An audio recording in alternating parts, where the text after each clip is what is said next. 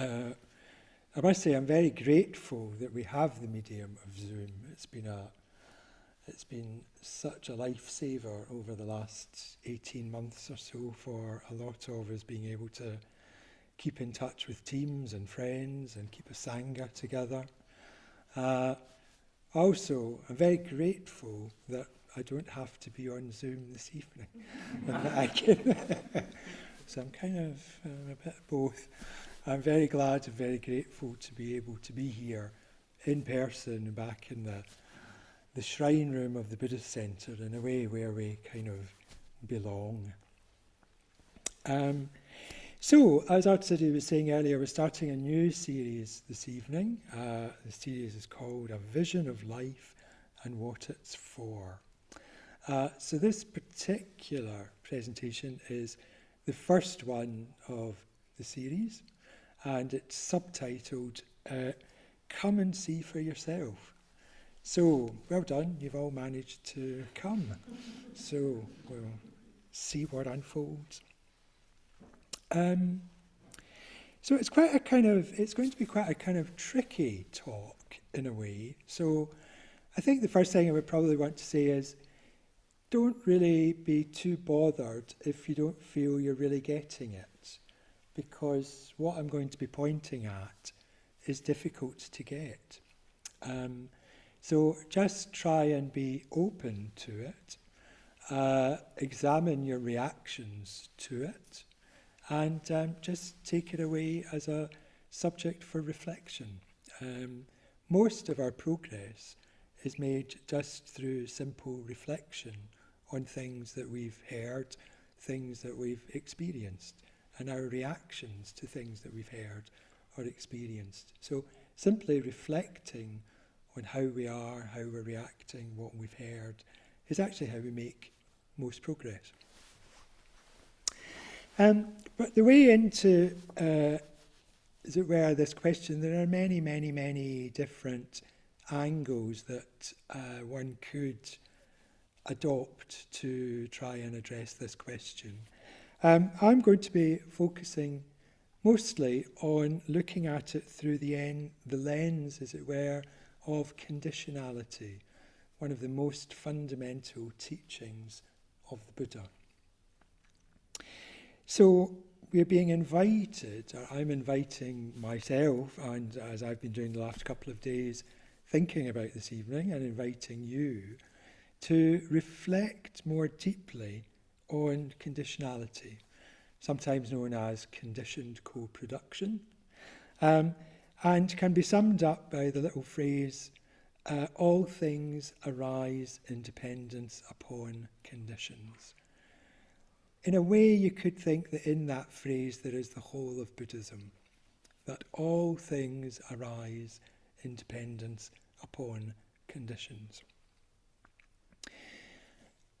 And it's remarkably kind of easy to say and simple to think that we've got, but actually it's an incredibly deep and difficult concept to really fully get your head around. So we're all here, as it were, this evening because of the conditions of the bus brought us, or we drove here, or we walked here, or we cycled here. And at that level, it's quite straightforward. I'm here talking to you because I came straight from work, hence dressed in kind of office outfit. But at the same time, I'm here because of all sorts of things in my past that influenced me to explore Buddhism. I'm here because I was born of my parents. I'm here because my parents were born of their parents. I mean, if you think about it, it just gets ever, ever, ever more complex. The idea of conditionality and the range of conditions that come into play to bring us to any particular moment in time. So what this kind of law, conditionality, states is that everything we experience is the result of supporting conditions. Everything provides conditions for something else to arise. So our bikes, our cars, our feet, whatever brought us here as a condition this evening, all the history, all the choices, all the decisions prior to that were conditions that brought about us being here. You're now listening to me, talking to you. That is a condition that is unfolding as time goes on. And from that condition of me speaking to you, you may start to experience other conditions arising. You may be bored. You may get sleepy. You may quite violently disagree with what I say. You might find that something really stirs, really stimulates you. You may find that something of this evening might be what makes you decide to come back again next week. Something of this evening may be what makes you decide not to come back next week. I hope it's the former rather than the latter. But as conditions unfold, they give rise to other conditions. We don't know what they'll be. We just have to be open and aware and curious. We have to be curious to what's going on and examine what brought that about. So I suppose it's worth saying at this point as well that all schools of Buddhism will agree with this. There's nothing in conditionality that is particular to this particular school or this particular centre or to the Triratna centre. All schools of Buddhism, all the different family of Tibetan schools, all the different families of Zen schools that are probably the most well known, all the different families of Theravadan schools that might be new to some of you. They will all agree with the fundamental description of reality, that it is, as it were, a constantly unfolding of conditions. So conditions arise, giving rise to something else. Conditions disappear, something else disappears. It's just a constant flow of arising and passing away of conditions. That, in a way, in a nutshell, is what life is. And that, in a way, in a nutshell, is what reality is. Reality is a constantly unfolding flow of conditions. And within that, our choices will influence what conditions we experience next. So we made the choice at some point during today or during the last week to come here this evening. And well done, we've followed through on that choice. And based on that choice and based on what you hear and what I say and how you react to that, other conditions will arise. If we hadn't made that choice, we would be somewhere else. Different conditions will arise.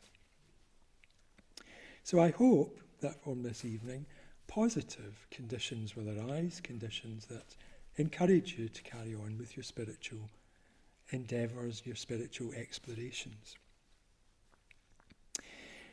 So the other thing to say about that is that it can sound, although we have some sort of sense of agency in terms of the choices that we make, when you examine the kind of vastness of the conditions that bring about any particular moment or that we can experience or that have brought us to anywhere, it can sound a little bit overwhelming. It can sound that like there's not really an awful lot that actually we can do. We can choose to go there or we can choose to go there. But beyond that, there's not really a huge degree of agency that we have, that we are somehow just the victim of a vastly cosmic unfolding of changing conditions. It's a slightly negative view of conditionality, a slightly passive view of conditionality. And I can understand that, but it's not the entire picture. So what the Buddha taught about conditionality, whilst that globally would be a true representation of it, within it there are orders of regularity. So there are regular laws that will govern conditions such that they're not entirely random. There is predictability within the conditions as they unfold. And that is known as niyamata. So the word the Buddha used was niyamata, that there is regularity within the flow of conditions. So this means that in a way we have to kind of think about and reflect on the fact that reality has an order, a degree of order built into it. And what this means is that nothing in reality can be organized from out with it. So this in a way explains why for Buddhists we struggle with the concept of an all-powerful God, a kind of Christian or Judaic or whatever God that is somehow out with reality, organizing everything within our reality. From a Buddhist perspective of conditionality and niyamata, that doesn't work. It doesn't work that things can be organized from without. They can only unfold from within. So there is nothing external to reality which is orchestrating it.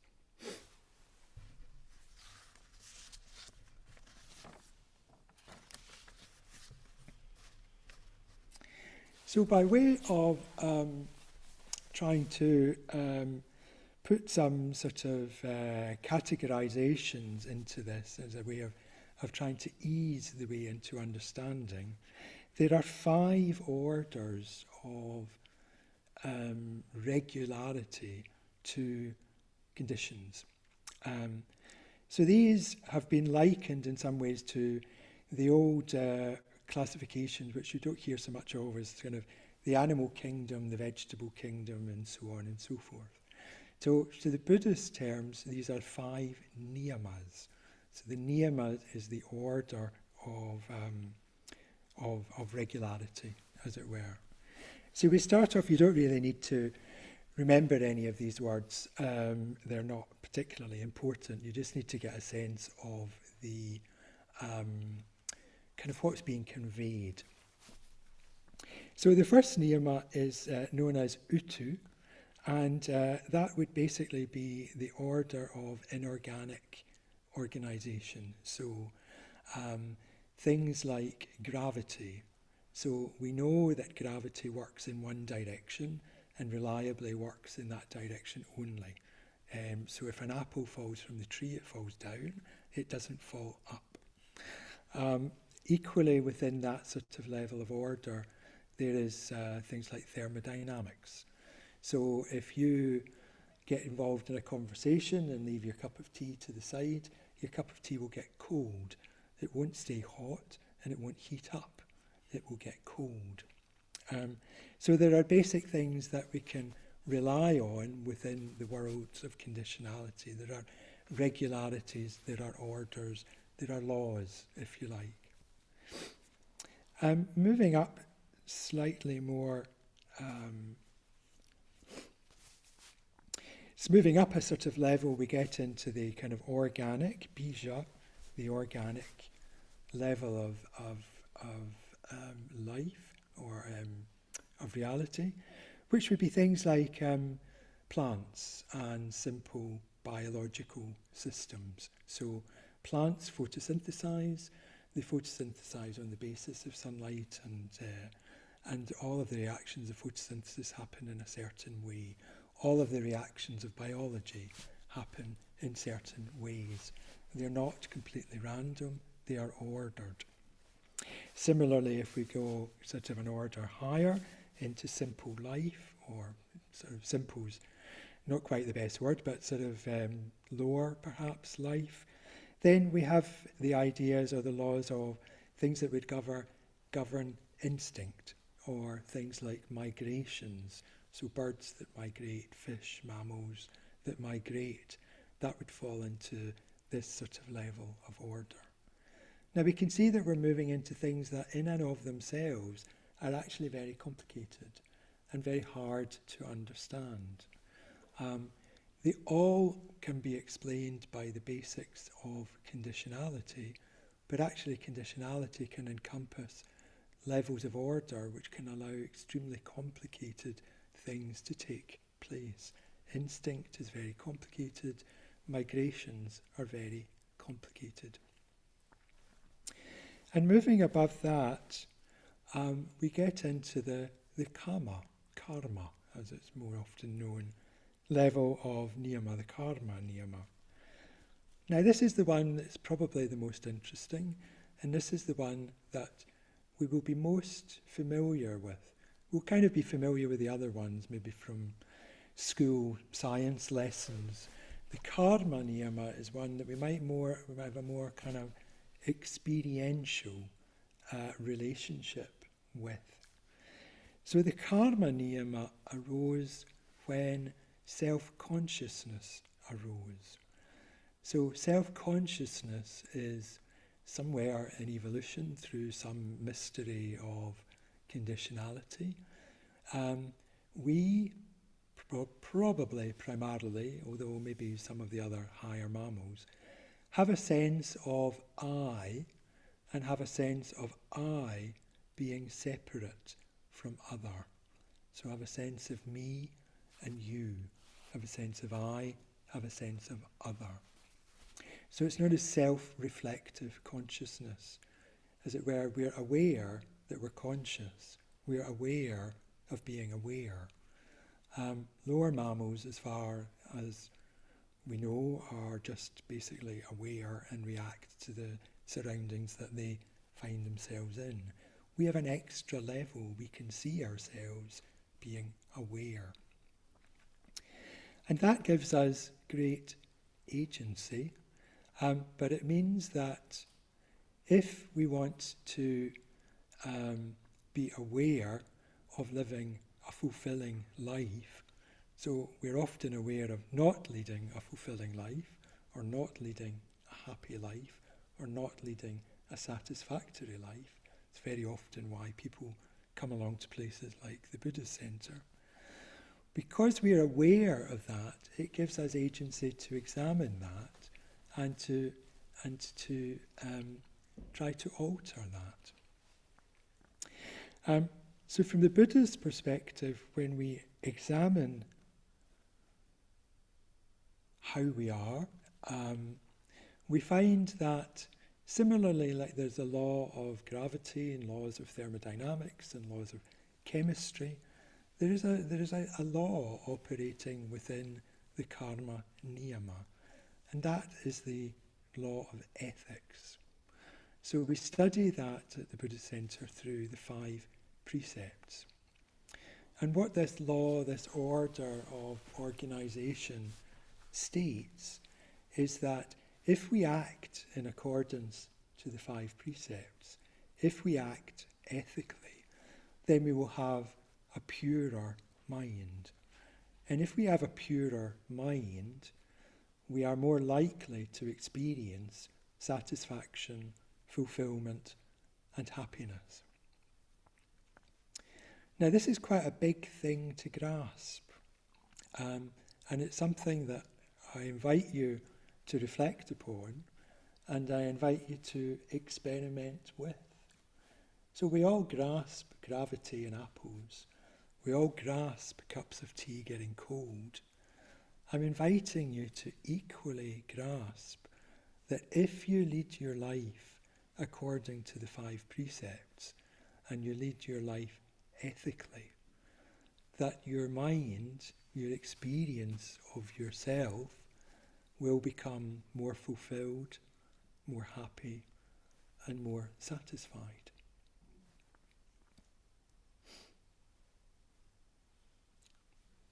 So far, so good.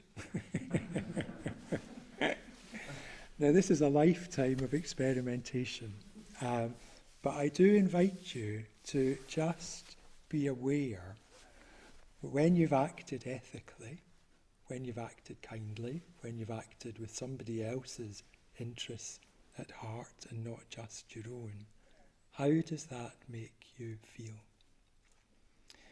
And if you find that you've acted, as it were, unethically, if you've acted unkindly, if you've snapped at somebody, if you think negative thoughts about somebody, or you behave selfishly in some way or other, how does that make you feel?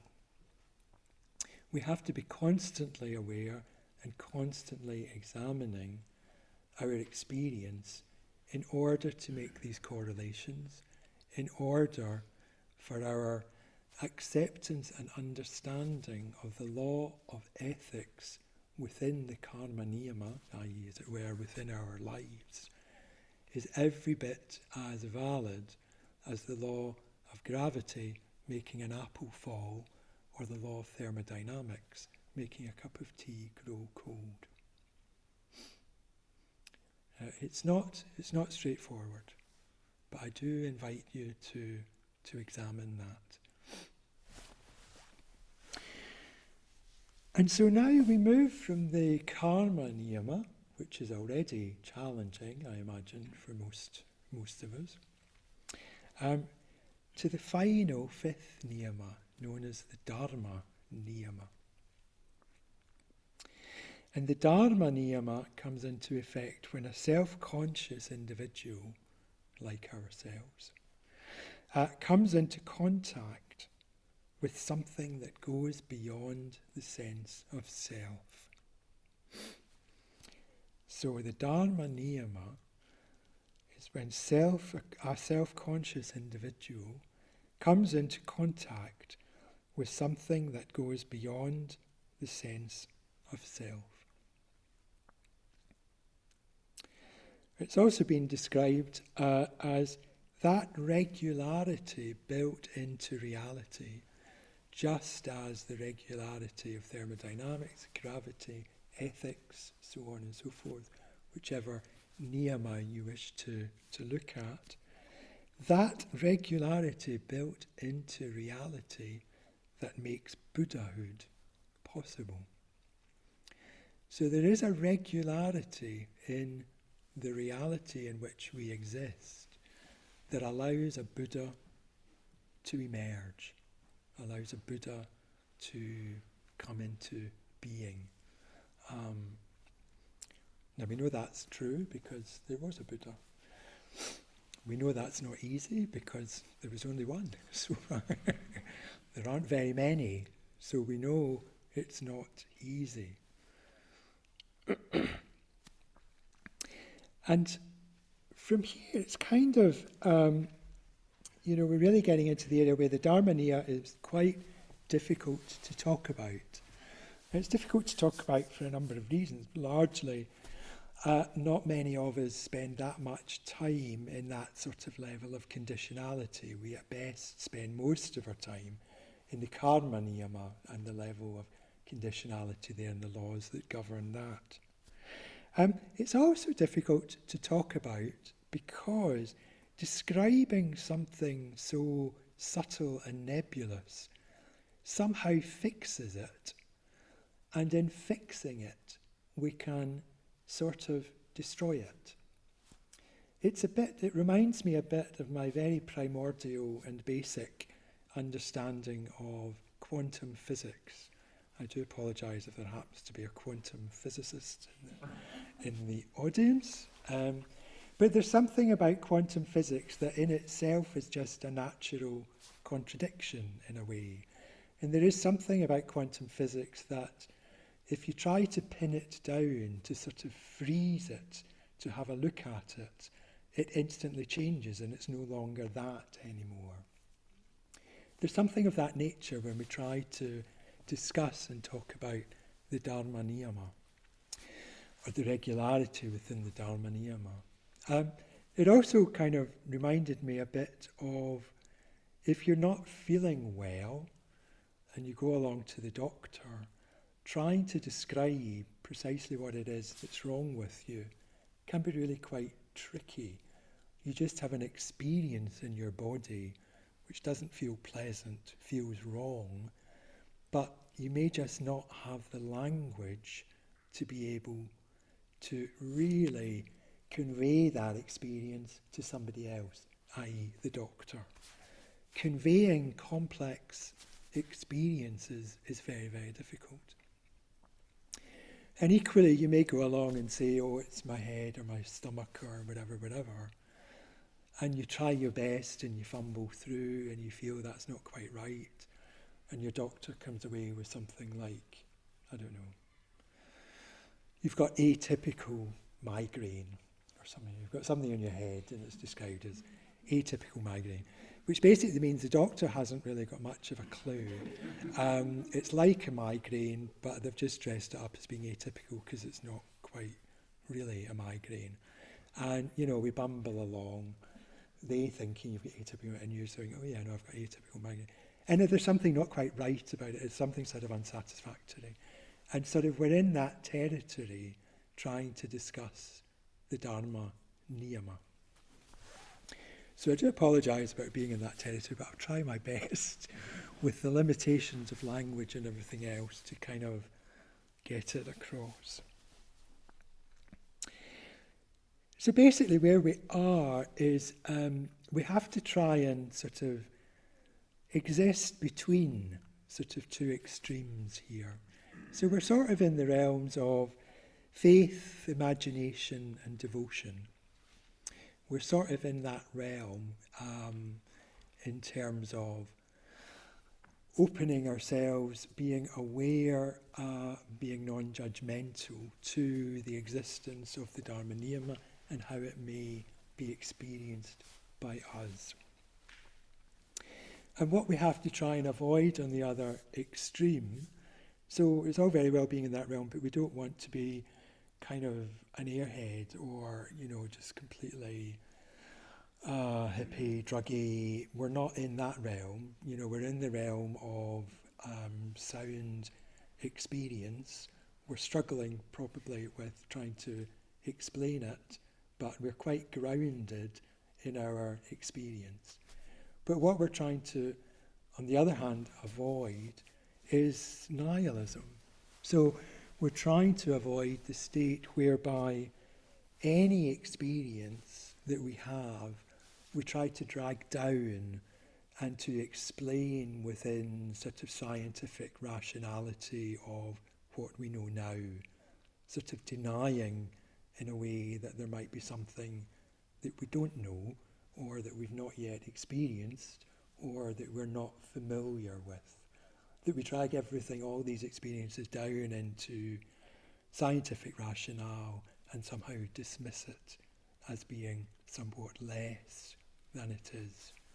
So we're sort of between faith, devotion and nihilism. That's where we need to try and exist, to have ourselves open to these experiences. So to try and kind of introduce what some of these experiences might be like for you, we've just done a period of the mindfulness of breathing. I hope we've done that period of mindfulness of breathing with just the right amount of effort. And during the mindfulness of breathing, not every time, but if it's going well, as it were, we're putting the right amount of effort in. We're quite concentrated on the breath, but we have a broad experience of the body and everything else that's going on. We may start to drift into an experience of, is it really us that's breathing? We may start to experience a sense that it's not really me that's breathing, that there's just kind of breath. That breath is just coming in and leaving and coming in and leaving. And if we're lucky enough, apologies to participants in Zoom, if we're lucky enough to be doing that in a room with others, like we were half an hour ago or whatever, we can have an experience that I'm not sure this is mine. The entire room is, in a way, just breath. Breath coming in, breath going out, breath coming in, breath going out. You may have had some inkling of that sort of experience. Now that sort of experience is invariably pleasurable. It's invariably pleasant. And it's important when you have these sorts of experiences that are pleasant that you remember them, and in a way that you kind of dwell upon them. Not that you grasp them, and not that every time, if you don't have that, when you do the mindfulness of breathing, you feel there's something wrong. Just appreciate it if and when it happens. Because as it were, that is an opening to the Dharma Niyama. That is a lessening of your sense of self as being separate from others. That in a way is the great delusion of the self-reflective consciousness. That we over-identify with being separate from others. And during a mindfulness of breathing, we can begin to have a sense of the dissolution of that separateness through the breath. There may just be breath. And again, if you're lucky enough, to go into even higher states of concentration in your meditation, it could be mindfulness of breathing, it could be metta bhavana, the dhyanas, again, just appreciate those states. They are invariably pleasurable. Just appreciate them as examples of the possibility of the Dharma Niyama existing within reality. We're not always aware that it is, and we have to take these opportunities to kind of have a glimpse of it. So if you're lucky enough to have a higher state of concentration, known as the dhyanas, then just appreciate it for what it is, as an example of the action of the Dharma Niyama upon you, but don't grasp at them as being, this is what your meditation is for, or what the meditation is about. It's not what meditation itself is about. It's a sort of almost byproduct, actually. But it's nice to experience if you're lucky enough to have those experiences. And the one thing that is, you will experience, as I'm experiencing now, is that, those sort of states, if you do in the mindfulness of breathing feel that there's just a sense of breath rather than you actively breathing yourself, it's kind of difficult to explain. Dhyanas are very difficult to explain. It's sort of it's a thing that's kind of almost individual to each of us. We can use language and we think we're sharing an experience, but we're never really 100% sure. It's tricky territory. I better move on.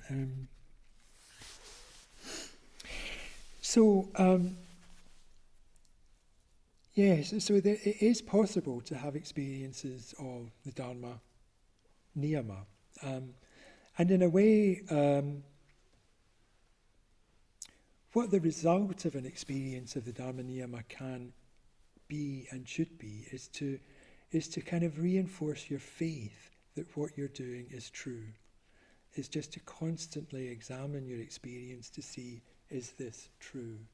So if you're listening to a talk about the Dharma Niyama, and then next week I hope some of you may have some glimpse of that in your own direct experience, then it reinforces that the path you're on is a true one.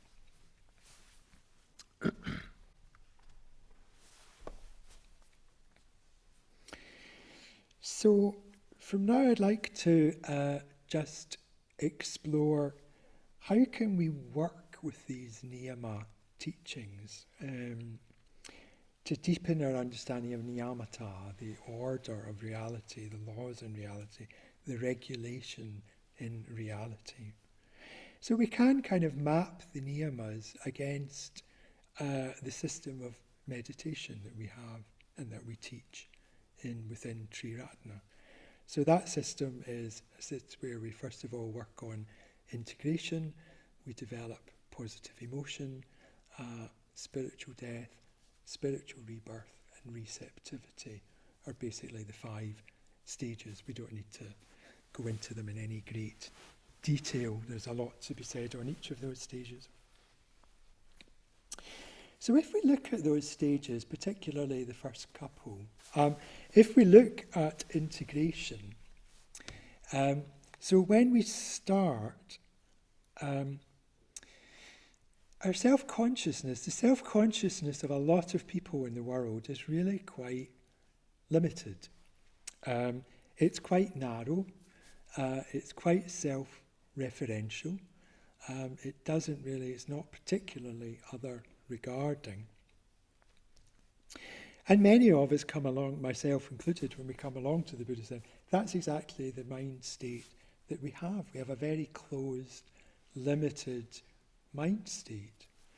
And part of kind of becoming a more 360-degree human being, it's part of the integration. We need to, in a way, become more aware of the breadth of our experience, particularly within our bodies, as Artisade was talking about before the mindfulness of breathing earlier. And in a way, we need to integrate the 3 lower stages. So we are at stage 4, if you like, in the karma niyama, but we need to integrate the lower stages that are going on in our bodies. Our bodies are great repositories. So within our bodies, there's all sorts of organic reactions going on. There's all sorts of biochemistry going on. There's all sorts of things that go on in our body that keeps us going. We need to, in a way, integrate that, be comfortable with that, and be aware of that. We need to be more aware of what's going on in our bodies. So in order to do that, what we do very often, we introduce and we start our meditation with a short body scan. Now, how many of us during the body scan suddenly find that our shoulders are a bit like this? I mean, I find that quite often. So during the body scan, we don't know how, your shoulders could have been like that all day. We don't really know. We've just come across it. We were completely unaware that we were holding so much tension in parts of our body. So we do the body scan in order to broaden our awareness of our body, to relax our body, to listen to it, as it were, to try and find out a bit more about what's going on. Because the body and the mind are very closely related. There's a great deal of interplay between them. And very often as people, embark upon the spiritual life, the Buddhist life, you'll find that quite a lot of people take up yoga or Tai Chi or other body-based kind of exercises because they find it helps. It helps to kind of get in touch with the body, as you'll hear many people say. It helps your general awareness. It broadens your awareness and helps you be more open and more receptive to A, what's going on within you, and B, what's going on without you, and what's going on to you. You'll also find as well that a mixture of awareness of body as well as ethics might make many of us become vegetarian or become vegan or become a bit more aware just of what we eat, what we put into our bodies. Our bodies become more interesting. They become, in a way, almost a little bit more precious. So that's part of the kind of stage of integration and how that can be looked at the way through the lens of the sort of the niyamas. Because if our bodies function well, so does our mind. And then in the second stage, the stage of development of positive emotion, or what can be described as well as the cultivation of skillful intention. It's a little bit more active and a little bit more directive, the cultivation of skillful intention. So this is really working within the karma niyama that we are more familiar with. So this would involve things like leading a life as ethical as we can through the 5 precepts, and indulging or kind of, not indulging, but practicing the metta bhavana, the development of loving kindness. So the meditation that complements the mindfulness of breathing and the one that we'll be doing next week. So by doing sort of looking through the lens of the niyamas and practicing ethics, practicing the metta bhavana, we broaden our consciousness beyond a narrow sense of self. So we broaden out. We become broader and we become more aware, more open to others and more aware of others.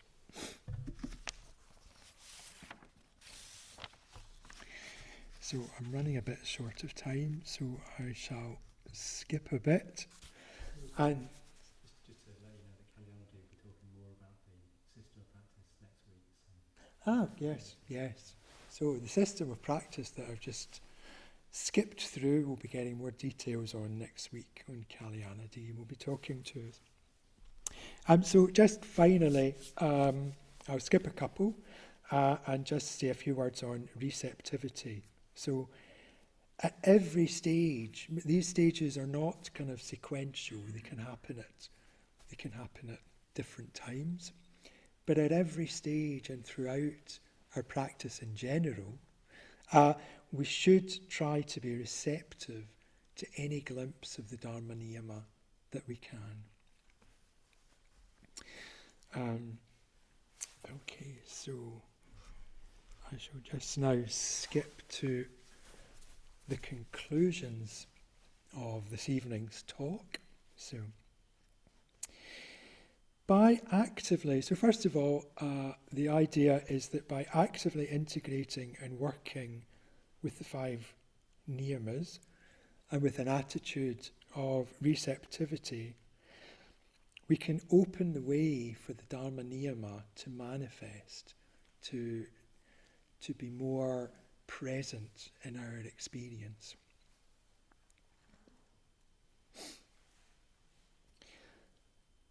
We mustn't try to overanalyze nor to ignore any experience of the Dharma niyama that we have. So we mustn't overanalyze it, nor should we ignore it. We should just have a sense of openness and curiosity to it. If we overanalyze, we could lose it. If we ignore it, then we've passed up a magical opportunity to be aware of other levels of conditionality. The other thing to say is the Dharma niyama is very, very likely to be pleasant when it manifests, but it might be a bit challenging. I mean, I know myself, my experience, I've had various experiences, most of which have been extremely pleasant, but I have had experiences where in meditation under particularly good conditions, I felt myself going somewhere and then just suddenly felt slightly frightened, slightly anxious about where I was going and sort of stopped. If that happens, that's fine. Just to say that it can be somewhat challenging, because what it can challenge, it challenges our sense of ego, can challenge our existing view of things. So don't be too put off if it's got a slightly negative tinge to it. The vast majority of cases it will be very positive feeling, but it is possible that it can just be a little bit challenging.